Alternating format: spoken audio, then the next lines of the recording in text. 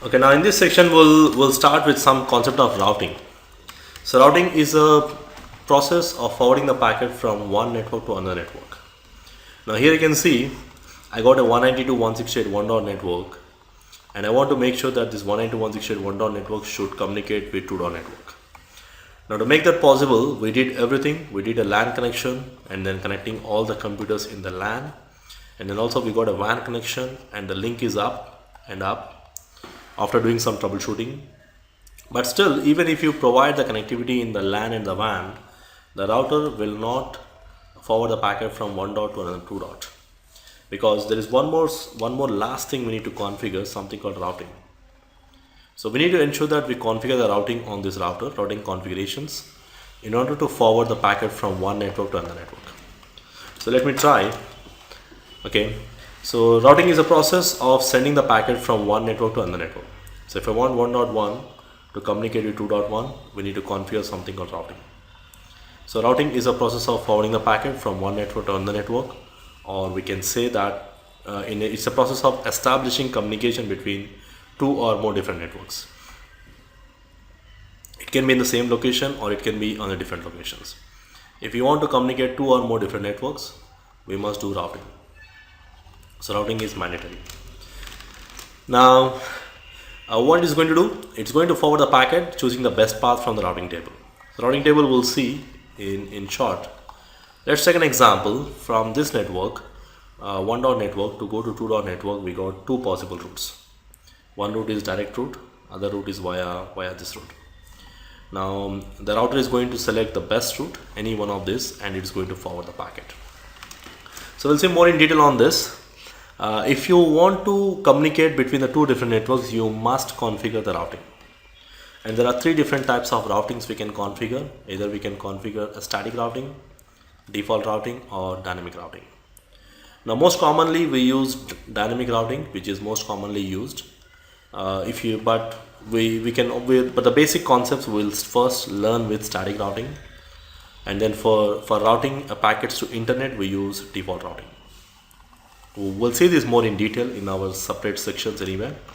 Let me give some basic overview of what's the difference between a static and dynamic routing.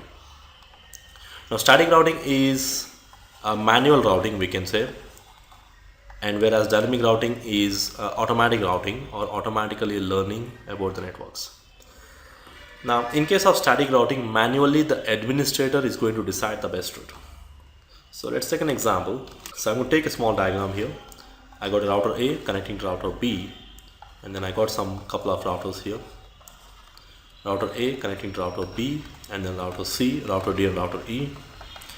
Now if I want to go from A to E, so assume that I want to go from A to E, there are two possible routes.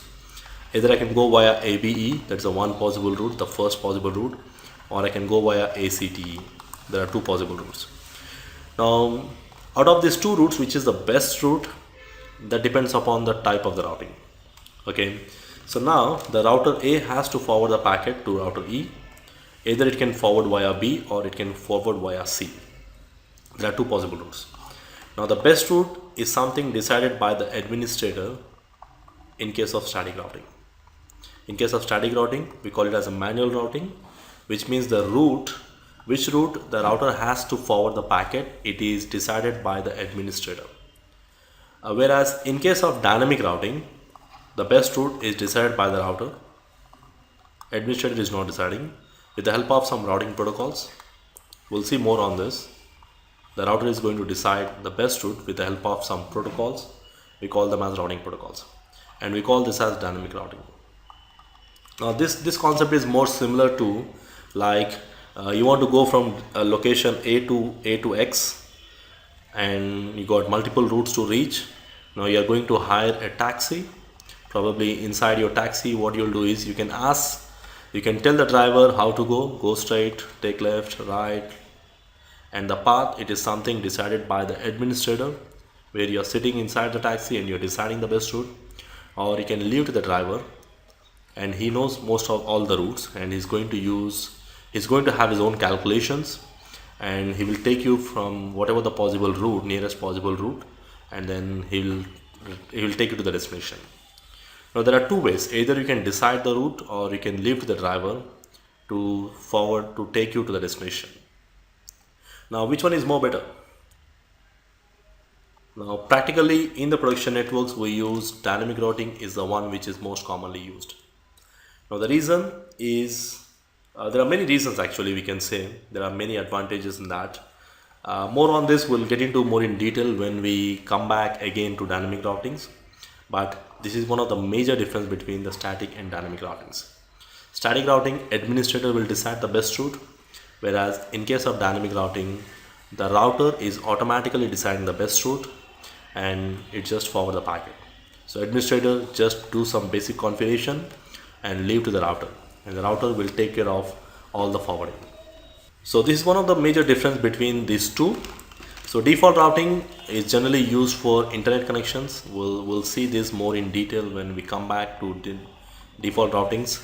So I cannot specifically explain you in one or two lines, but static routing manually configured and dynamic routing is configured automatically, and the router is going to select the best route.